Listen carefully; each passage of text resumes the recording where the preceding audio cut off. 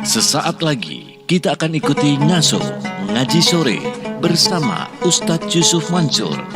Acara ini didukung oleh PPPA Darul Quran dan Paytrade Connecting Your Life. Assalamualaikum warahmatullahi wabarakatuh.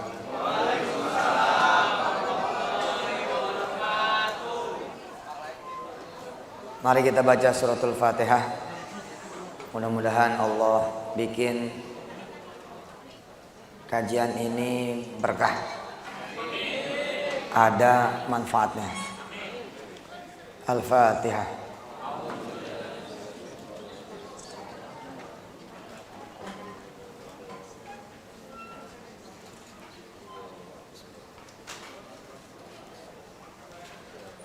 Boleh. Ayah bakti yang dirahmati Allah dan segenap direksi serta karyawan-karyawati Pandu. Insyaallah mudah-mudahan kita dalam keadaan sehat, amin. Dijaga iman Islamnya, dipanjangkan umurnya dalam keadaan taat. Ada kisah yang insya Allah teman-teman semua sudah mengenal, sudah mengetahui. Kisah tentang Al-Fil, kisah tentang tentara gajah. Menurut Mushaf Ibnu Mas'ud, insya Allah surah Al-Fil dulu menjadi satu dengan surah Quraisy. Bukan dulu, maksudnya di Mushaf Ibnu Mas'ud ya, itu disatukan. Di Mushaf Utsmani dibedakan. Jadi Al-Fil itu adalah Alam Taro, Quraisy itu adalah Li'ilafi Quraisy. Indonesia kemarin menyaksikan salah satu yang masuk dalam konten debat capres kemarin tuh, itu tentang persenjataan. Iya toh? Alutsista. Ada tank, ada drone. Yang sebenarnya sih buat saya yang menjadi rakyat, kalau judulnya masih beli sama orang, ini nggak lucu gitu. Kalau judulnya masih beli sama orang, nggak lucu. Karena ya jadi nggak ada rahasia lagi negara kita. Wong belinya sama orang kok. Apalagi banyak juga yang kita beli second. Barang bekas pakai orang. Riwayatnya kita nggak paham. Kalau kita beli tank bekas, beli pesawat bekas, bekasnya bekas ngebunuh. Kira-kira itu tank nyawanya berdarah. Ini masalah.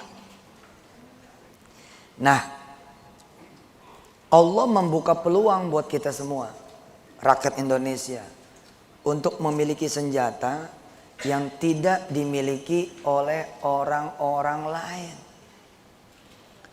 Kita punya peluang untuk mendapatkan senjata super canggih yang gak bakalan ada tandingannya. Gak bakalan. Bahkan Allah bukan cuman ya,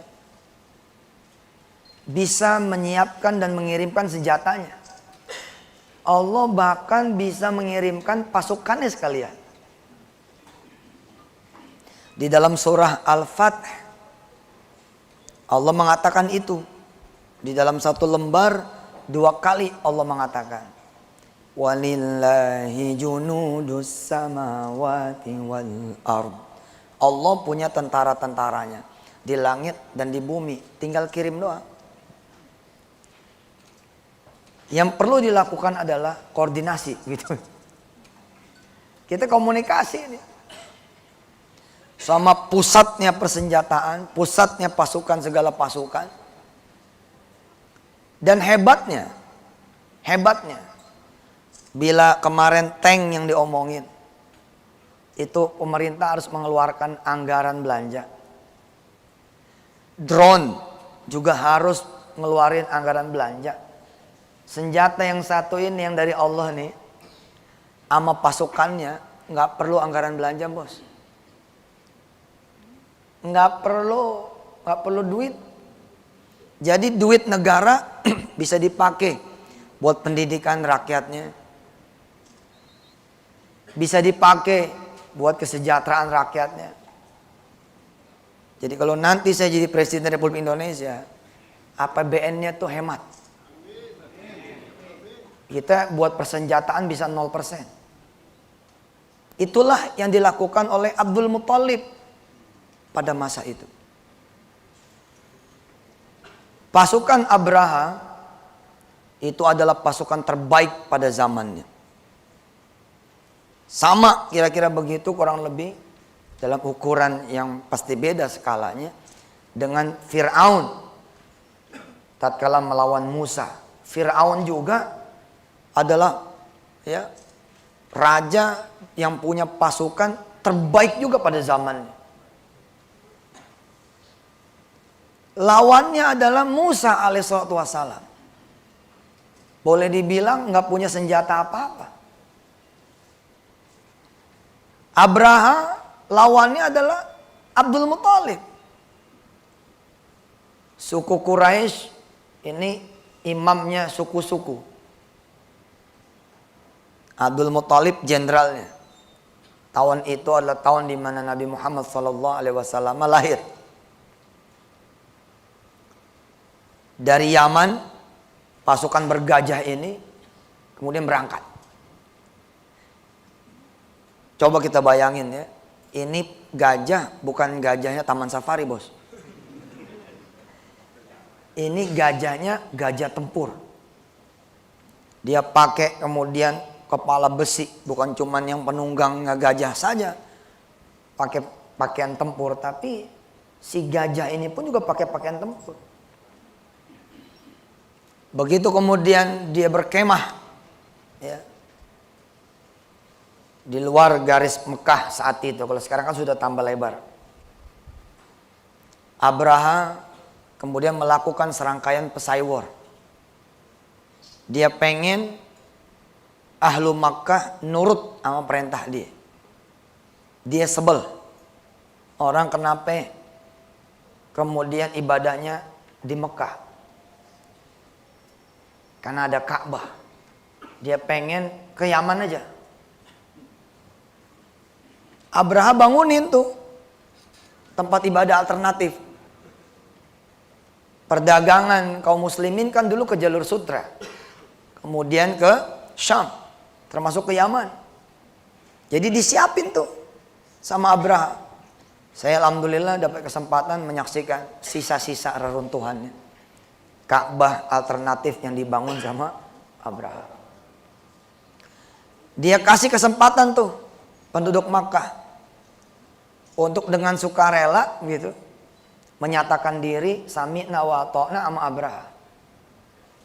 Dan dilakukanlah serangkaian pesaing. Di antaranya Abraha kemudian melakukan perampasan terhadap harta bendanya orang-orang Makkah. Ternak-ternak diambil, barang dagangan diambil. Hingga kemudian terjadilah pertemuan dua pemimpin, Abdul Muthalib dengan Abraha. Langsung di tendanya Abraha. Ketika kemudian Abdul Muthalib punya kesempatan bicara, diketawain sama Abraha. Kenapa diketawain? Karena Abdul Muthalib bilang begini, pulangin ternak-ternak kami. Balikin ternak-ternak kami. Kembaliin apa yang kalian ambil dari negara kami, dari penduduk kami, dari negeri kami. Abraha ketawa. Jadi kamu datang Cuman buat minta dibalikin ternak-ternak yang aku ambil. Barang-barang yang aku ambil. Iya. Kamu nggak minta saya pulang kampung nih. Ke Yaman. Nggak minta saya pulang kampung nih. Membawa pasukan gajah saya. Nggak mengiba, memohon saya untuk tidak meratakan Ka'bah dengan tanah. Kata Abdul Muthalib, enggak. Saya cuma minta kembaliin ternak-ternak kami. Kembaliin barang-barang kami yang kalian ambil. Abraha ngecilin Abdul Muthalib. Kamu nih pemimpin kayak apa? Aku nih datang, kamu udah tahu tujuannya apa? Pengen ngancurin Ka'bah. Pengen ngeratain Ka'bah. Kamu malah urus yang kecil-kecil, ternak segala macam itu. Abdul Muthalib jawabnya apa coba? Yang punya kami itu ternak-ternak kami dan barang-barang kami. Kalau Ka'bah mah punya Allah. Biar aja kamu urusannya sama Allah.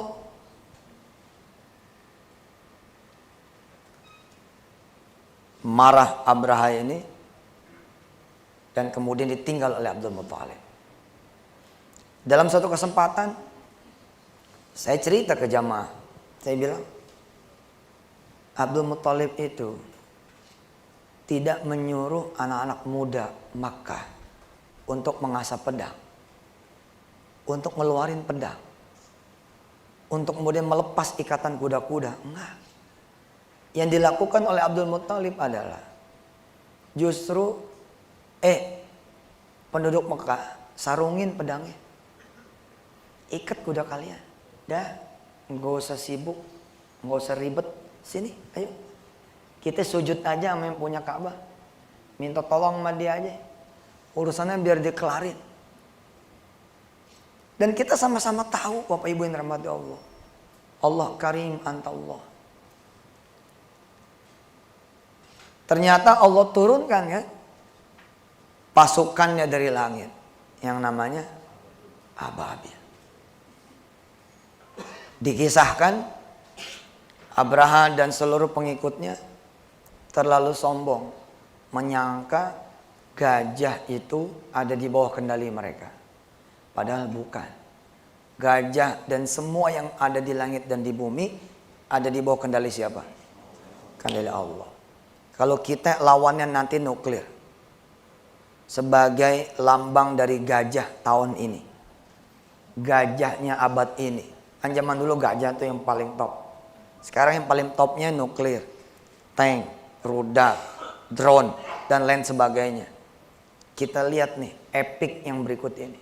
Subhanallah, cantik, indah. Abraha kemudian memberi komando di perbatasan Mina nih saat itu. Oh sekarang Mina. Berangkat menuju Makkah. Tinggal sejengkal itu kan. Tinggal sejengkal. Yang belum pernah pergi haji siapa? Yang belum pernah pergi haji. Insya Allah. Mudah-mudahan berangkat ke Tanah Suci, amin. Insya Allah bisa tahu Mina, amin. Berangkat. Dilepas sama Abraha. Itu gajah. Kemudian, ya namanya gajah, gajah sebiji aja. Bunyinya udah melengking begitu.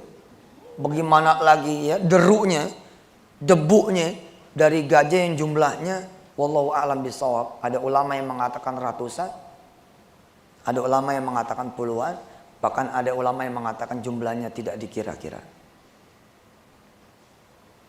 Ini gajah nggak bisa maju, nggak bisa maju tuh gajah. Tank yang mengemudikan siapa? Salah. Yang mengemudikan Allah. Rudal yang mencet siapa? Rudal. Wung gitu. Dari 4.000 kilometer jauhnya atau malah dari belasan ribu kilometer jauhnya dari negara-negara muslim dilepas dari negara-negara yang belah sono. Itu yang lepas siapa? Allah Subhanahu wa taala. Jangan sampai salah. Berarti kalau rudal itu emang jatuh ke orang-orang di Afghanistan, jatuh di Palestina, ada maksud Allah. Di antaranya adalah bikin mereka syahid dan masuk surga. Kita bilang kasihan, Orang Palestina bilang ente yang kasihan, nggak ada peluang masuk surga. Gitu katanya. Kita yang kasihanin mereka kan ya. Apa kata mereka? Ente yang kasihan. Bukan aneh. Aneh sih alhamdulillah masuk surga katanya. Gampang. Begitu ada rudal, alhamdulillah. Ceger. Selesai. Kita ini yang masalah. Ya tentu kita berdoa kepada Allah Subhanahu wa taala. Artinya kalau emang pun jatuh, lah itu udah kehendak Allah jatuhnya. Menjadi ujian juga buat yang lain. Menjadi ujian buat yang lain. Tapi pengendali utamanya Allah. Kalau Allah mau bikin dia salah target aja, Pak. Udah di lock nih, Indonesia di lock. Tapi sebagai Presiden Republik Indonesia dengan Panglima TNI-nya, dengan Kapolri-nya, instruksinya satu, udah masuk masjid semua. Masuk masjid semua udah. Udah zikir aja zikir. Suruh Ustadz Arifin mimpin. Kan aneh jadi presidennya, Ustadz Arifin yang mimpin.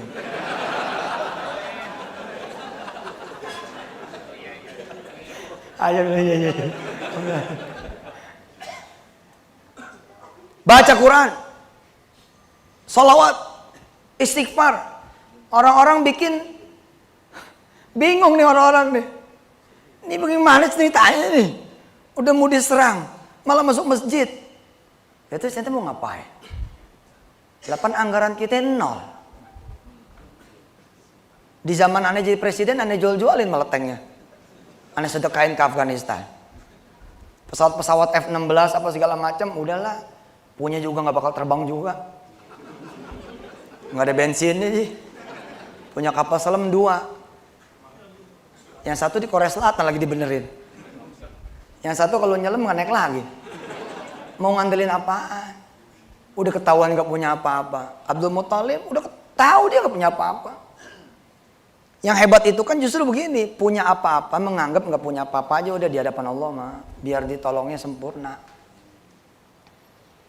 Senjata Pangeran Diponegoro apa?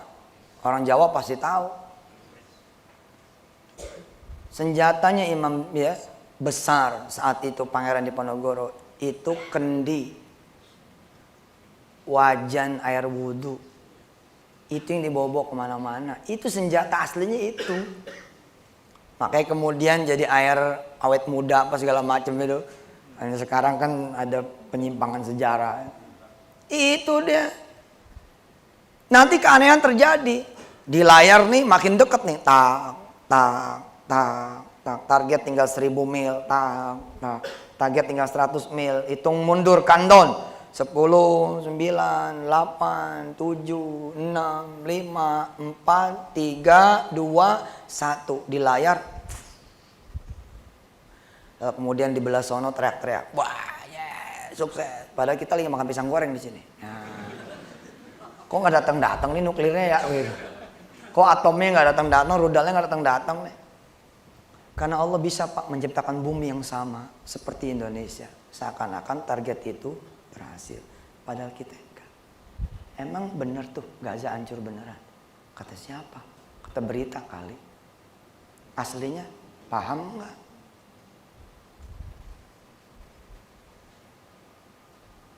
Lah, sutradara Hollywood aja bisa bikin. New York hancur. Patung Liberty roboh. Sebelum roboh dibenerin dulu palanya.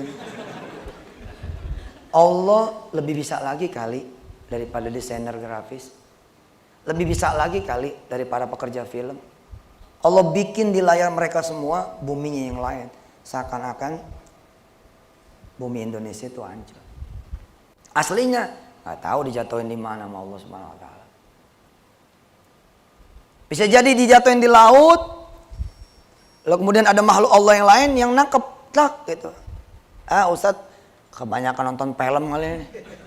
Imajinasi kayak begitu. Bos, yang ngajarin kita berimajinasi Allah Subhanahu wa taala. Ente mikir gak sih burung ababil kayak apaan? Itu drone paling canggih, Bos.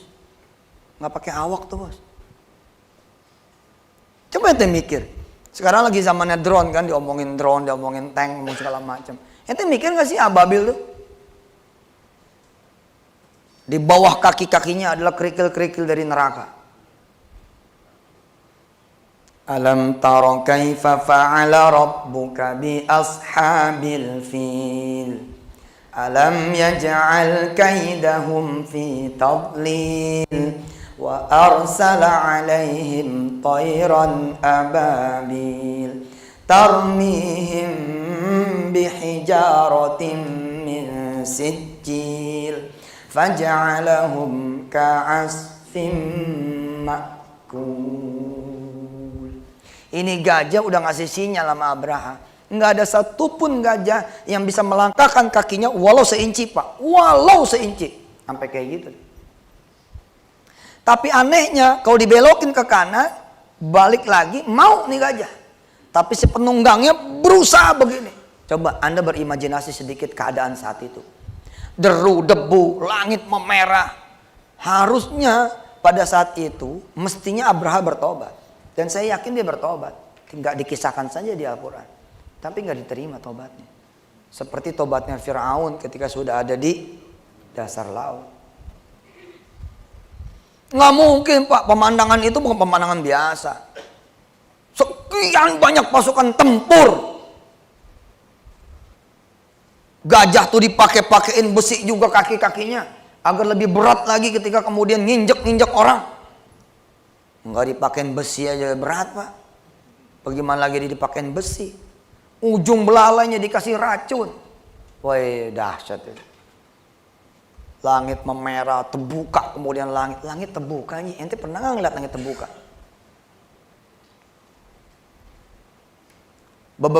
Beberapa kali Allah contohin sebenarnya pintu langit terbuka. Tapi kita nggak ngalamin. Salah satunya adalah ketika surah Al-Fatihah turun. Ketika surah Al-Fatihah turun, Rasulullah diberitahu oleh Jibril. Ini pintu langit ini nggak pernah dibuka dari dulu. Baru dibuka sekarang untuk umatmu. Kenapa? Karena ada surah Al-Fatihah yang turun. Dengan ayat terakhir suratul Baqarah. Dibawa langsung oleh malaikat yang juga nggak pernah ada tugas lain. Kecuali tugasnya ini aja tuh.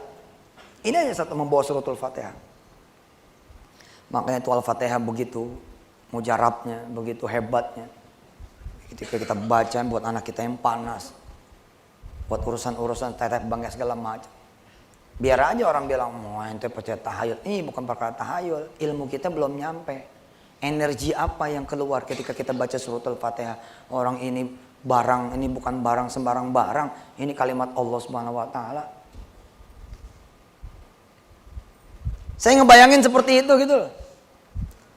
Ngebayangin kemudian ya tentara, Polri dipersenjatai dengan persenjataan seperti senjatanya Abdul Muthalib. Apa senjatanya? Takwa, Pak. Urusan kita bertakwa aja. Nanti musuh-musuh kita urusan Allah. Gitu deh. Berarti kalau ada musuh Allah yang diizinkan menyentuh kita, bahkan lebih gila lagi menyakiti kita, itu ada izin Allah loh. Ada kehendak Allah loh. Secara tesis matematikanya, kitanya kali orang bertakwanya. Jadi perlindungannya nggak ada. Bagaimana kemudian dibawa ke urusan korporat? Di urusan korporasi, ya sama, Pak. Akan ada aja orang yang bakal ngeganggu barangkali Pandu. Abraha kecil. Ada untuk kemudian menyakiti, mengganggu, menghambat, melawan, memakan kue-kuenya Pandu misalkan seperti itu.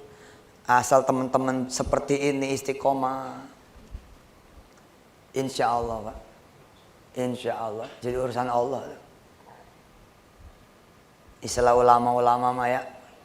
Itu sih ada yang gangguin tinggal ngangkat tangan doang. Tapi besok gua kelepek-kelepek tuh dia. Gitu ya. Hadis qudsi jelas lagi. Man adali waliyan faqad adzantuhu bil harb.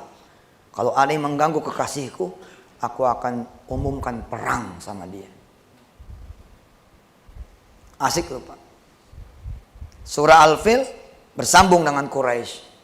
Li'ilafi Quraisy ilafihim rihlatash syita'i was-shayf falyabudu. Ini dia. Ini prosesnya. Rabb hadzal bait. Kita kudu sembah Allah sebenar-benarnya menyembah. Kalau kemudian kita udah bertakwa, udah beribadah, udah beriman, amal soleh, polisi-polisi, tentara-tentara bisa nggak usah pakai senjata, ngomong doang begini orang.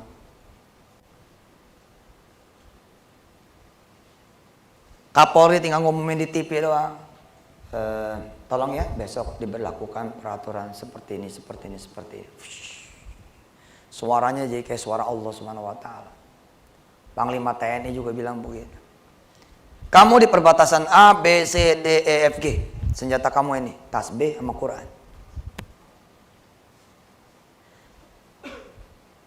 Ayo begitu ada gembong narkoba mau masuk, ada macan di sono, patok ular di sono, yang semuanya barangkali pasukan Allah Subhanahu wa taala saja.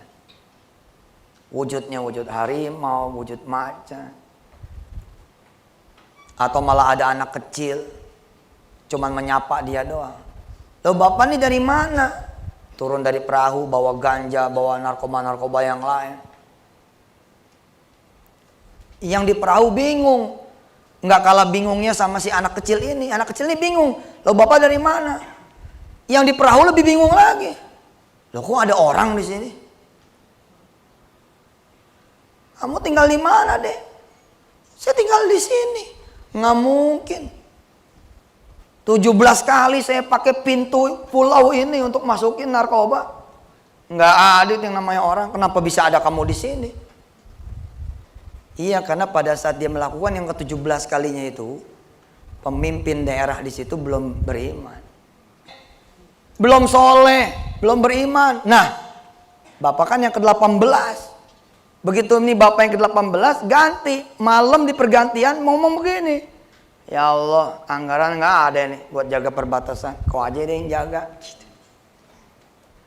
Ya Allah, dengar kabar tapi ya kabar doang, kita nggak bisa juga investigasi. Dari mana kita investigasinya? Dana nggak ada. Lah, kantor polisinya juga orang-orang tuh memang sekelas Polres beneran. Ini karena daerah pengembangan ya Allah. Kantor Polres itu ukurannya polsek. Kan dipaksa tuh buat naik semua.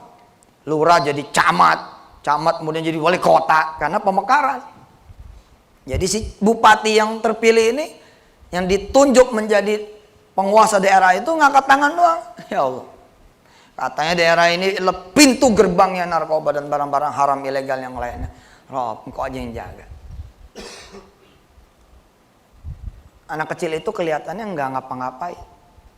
Terus anak kecil cuma nanya, Bapak bawa apa ini? Anak kecil pengen tahu aja. Ya udah terus dia main lagi pasir. Ternyata anak kecil ini membawa virus. Virus itu yang membuat orang ini 10 langkah turun dari perahu didapati meninggal dunia.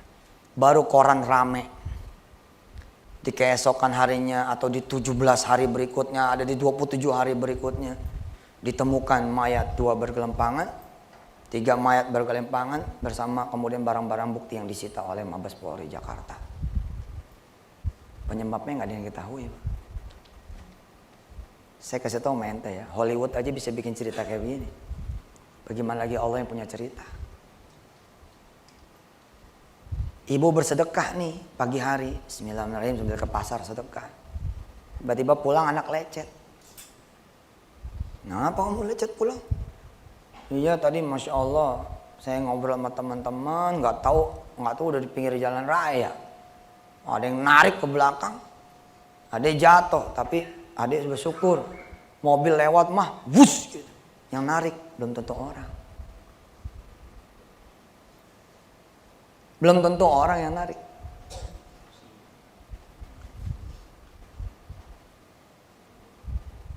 Ente mau pulang kampung, bawa duit 8 juta, terus istri bisik, bagi 2 aja bang.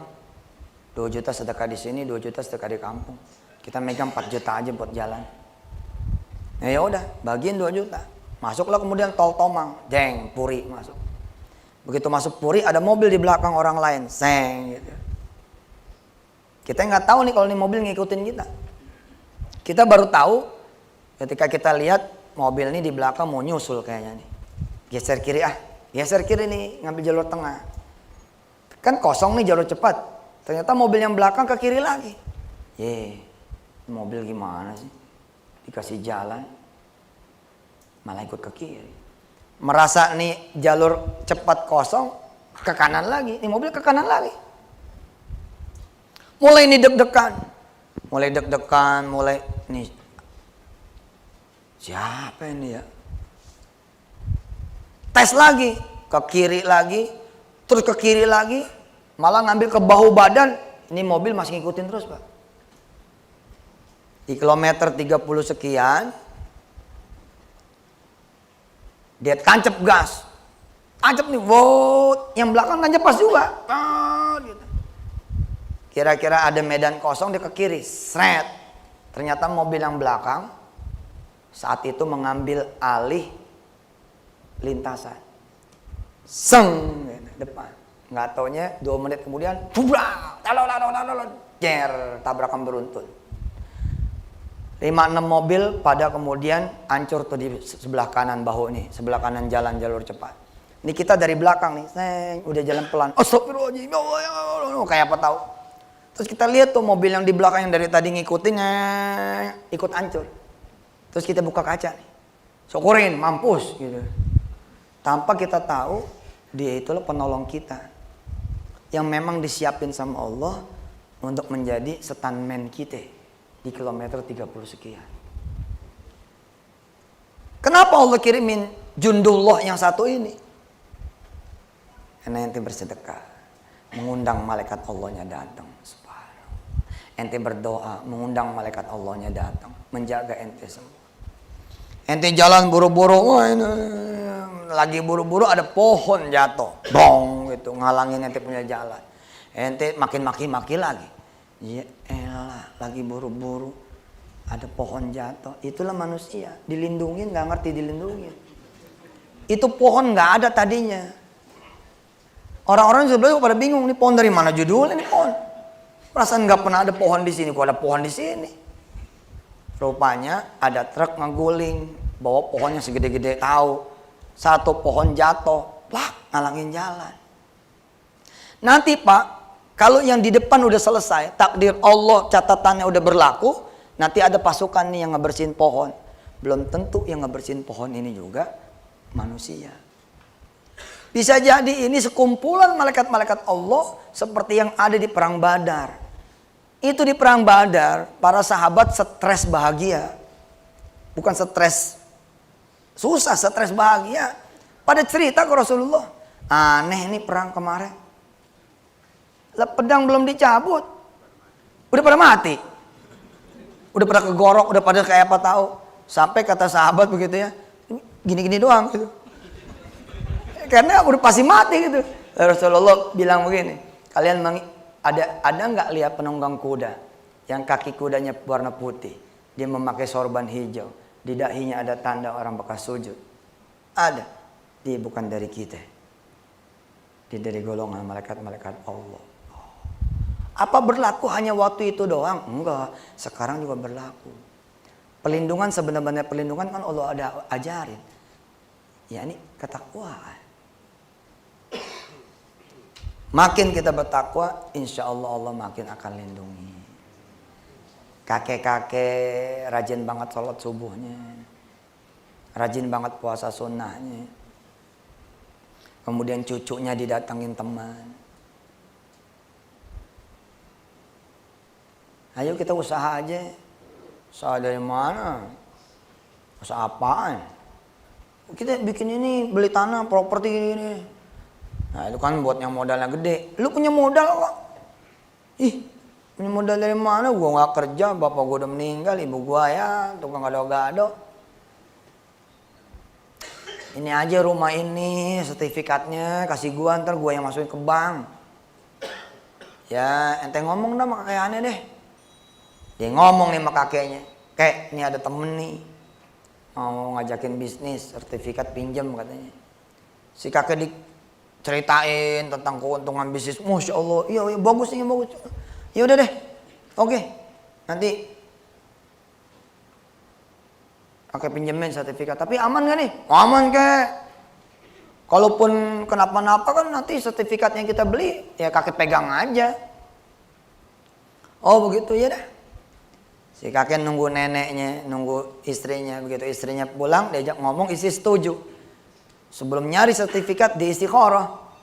Saat istikharah, ini ada cucu didatengin teman, baik apa enggak, bagus apa enggak, jelek apa enggak. Kalau emang bagus, baik, benar, mudahin. Kalau emang sulit, bikin susah. Udah. Habis itu buka lemari. Mana ya? Mana sertifikatnya? Di mana naruhnya? Lah di mana lagi, di situ lah. Wah deh, coba lu cari. Cari. Satu rumah diubek-ubek. Ah ketemu. Si temennya datang lagi. Gimana kek? Udah janji sama orang bang. Udah dicari, nggak ada. Wah, terus gimana? Ya, terus cari dulu, mungkin di tangan cucu saya kali apa di mana?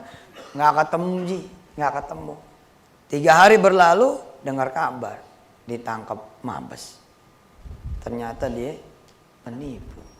Abis ditangkap, si kakek salin, pengen ke masjid. Begitu buka lemari, innalillahi, sertifikat ada. Kemarin kemana aja? Ada malaikat tuh. Dia mengcover sedikit jadi koran nih. Alam taro sama Quraisy bukan cerita.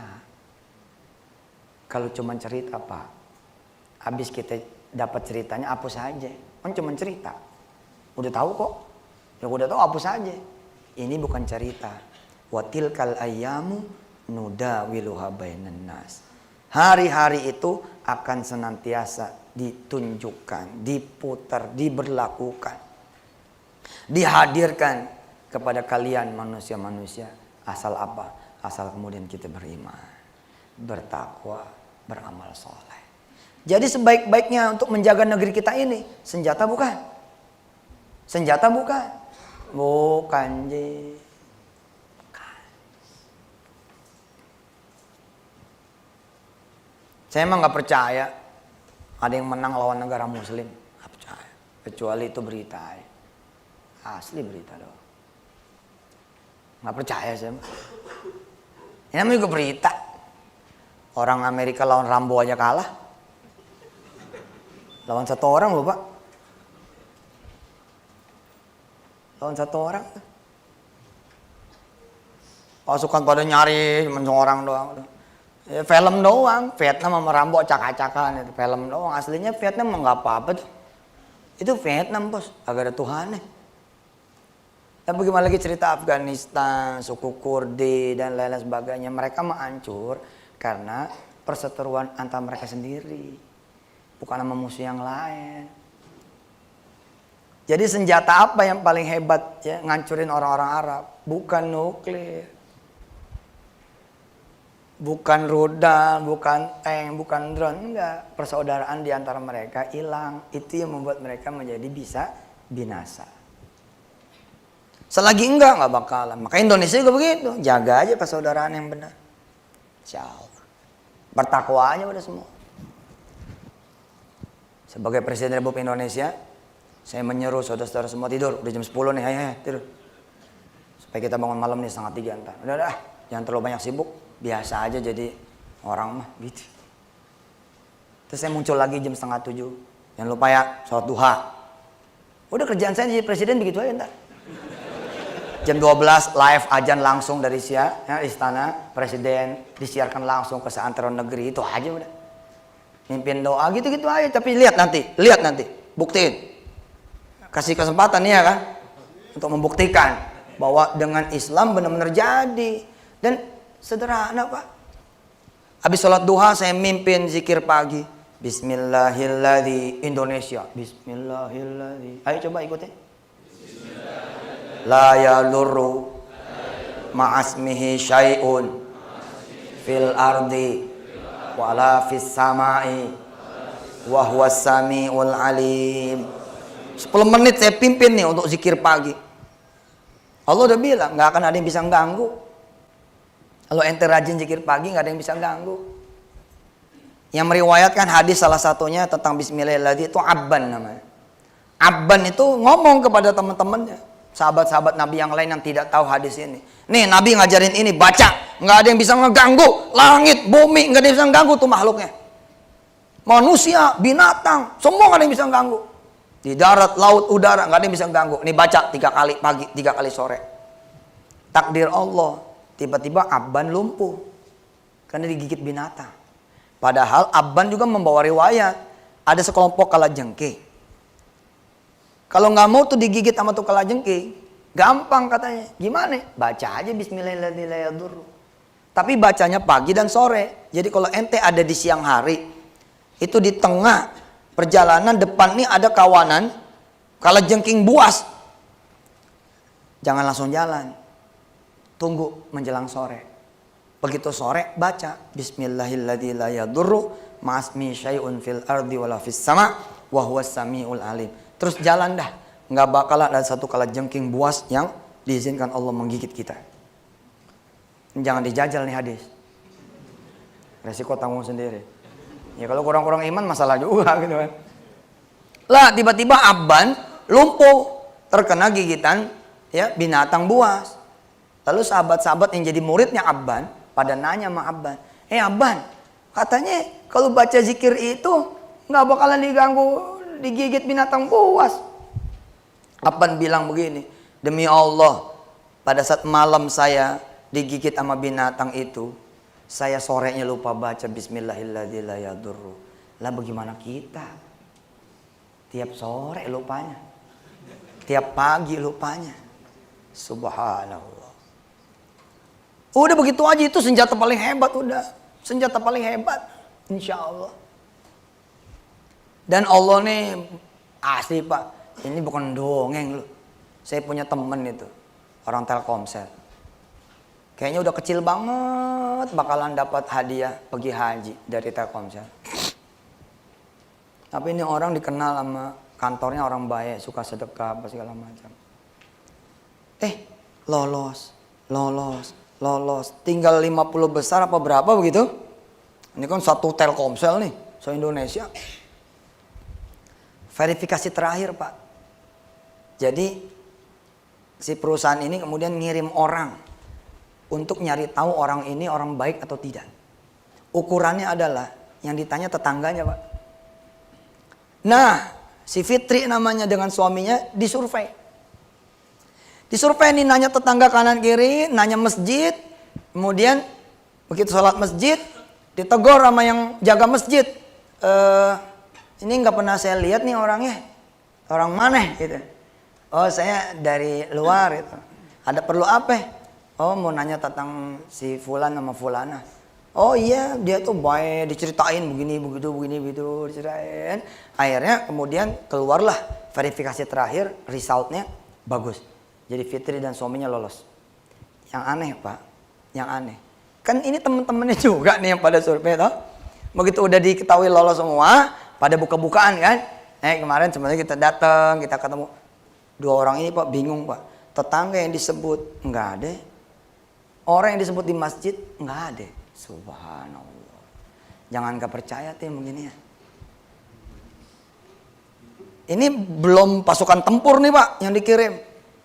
Kalau udah pasukan tempur mah waduh Pak. Tiba-tiba pesawatnya orang lain bisa dijagain 5 dong gitu. Padahal kita nggak punya pesawat itu. Lalu kemudian Amerika ngumumin. Atau Rusia ngumumin. Atau lawan kita ngumumin. Apa pengumumannya? Ternyata Indonesia punya sekutu. Siapa sekutunya ini? Kita pengen tahu negara mana yang bantu Amerika.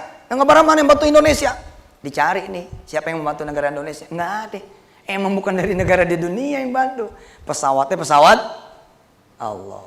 Apalagi juga Rasulullah kan punya kendaraan yang kita sama-sama tahu toh. Bukan berasal dari bumi toh. Apa kendaraannya? Buruk. Nyampelah kita pada ujung tausiah saya. Kisah tentang Al-Fil dan Quraisy, apakah berlaku buat korporasi doang? Tidak juga. Berlaku buat rumah tangga kita. Ibu nggak bisa lah jagain suami. Suami juga nggak bisa jagain ibu. Orang tua nggak bisa jagain anak. Anak nggak bisa jagain orang tua. Gini aja Pak, gini aja. Anak nangis, kalaupun harus pulang ke kampung perjalanannya 2 hari. Naik pesawat nggak punya. izin nih orang, saya lagi itikaf, lagi sholat. Kemudian Noel nih pundak saya, Ustadz, nitip ya, kelas saya mau pamit pulang kampung. Terus saya tanya sama dia, ente yakin sama Allah nggak? Yakin. Allah punya pasukan, yakin nggak? Yakin. Dokter-dokter bisa nggak Allah kirimin? Kalau aneh aja bisa telepon dokter datang, apalagi Allah. Kalau Allah yang telepon dokter, bisa nggak tuh dokter datang? Ini di kampung Ustaz. Yakin dulu nggak? Iya sih yakin. Atau Allah kirimin aja dokter yang langsung dari Allah Subhanahu Wa Taala punya dokter, yakin nggak? Yakin. Kalau datang, kalau yakin, sini. Udah wudhu. Ada Ustaz. Sini, sampingannya sholat. Dia sholat sampingan. Sholat, kemudian aneh angkat tangan. Dia juga angkat tangan. Di tengah-tengah doa dia bilang begini, saya nggak izinin dia pulang. Ini Ustadz ini yang minta izin, nengok nih. Terus gimana Ustadz? Gue lagi doa loh, jangan ganggu dulu. Saya nggak izinin dia pulang. Biar dia melihat kebesaranmu ya Allah. Dan tunjukkanlah kebesaranmu ya Allah. Amin. Jadi, aneh mesti gimana Ustadz? Ente ngajar aja seperti biasa. Udah diurus Allah. 4, 6, 7, 8 hari kemudian ada berita, ibunya udah sembuh. Tahu cara ibunya sembuh gimana? Orang kampung pada datang. Orang kampung pada datang, dibawa nih ibunya ke RSUD. Lalu berita kemudian muncul. Kata si ibu, mau dipanggilin anak nggak, kata tetangga nih. Kata si ibu, nggak usah dipanggilin. Anak saya lagi berjuang sama Ustadz Yusuf Mansur, biarin aja. Tapi ini mesti sehat. Udah nggak apa-apa, biarin. Akhirnya masyarakat kemudian sepakat membawa orang ini ke RSUD. Pertanyaannya Pak, begini aja udah takjub ya? Udah takjub belum begini nih? Subhanallah, Allah ngegerakin orang sekampung. Udah takjub belum? Aneh kasih tau sama ente, belum tentu orang sekampung yang datang itu orang. Tambah takjub lagi ente. Belum tentu RSUD itu adalah RSUD-nya manusia. Lebih takjub lagi tuh ente. Aneh baru cerita sebatas ini manusia aja. RSUD-nya benar-benar manusia aja, ente udah bingung. Apalagi aneh bilang, bos, itu orang yang datang, yang bopong, pakai mobil, belum tentu nih orang. Lo mikir nggak di situ ada yang punya mobil? Di mana judulnya punya mobil? Katanya di kampung kok. Kok secepat itu mobil ada? Dari mana lo mikir? Hah? Terus ke RSUD, bener-bener RSUD kakak tuh? Belum tentu Pak. Ente datang, pasien penuh Pak? Nggak ada. Bukan penuh, lo nggak dikasih tempat sama Allah. Siapa tahu yang jagain itu bukan orang rumah sakit. Jangan sombong. Bukan karena duit ente bisa berobat, karena Allah. Ente pindah lagi rumah sakit lagi, kesimpulan apa? Nulis di Facebook, Ki Jakarta kekurangan rumah sakit. Kagak, lu nya nggak bertakwa. Selama kemudian Jakarta nggak bertakwa, Indonesia tidak bertakwa, nggak bakal diurus sama Allah. Wassalamualaikum warahmatullahi wabarakatuh.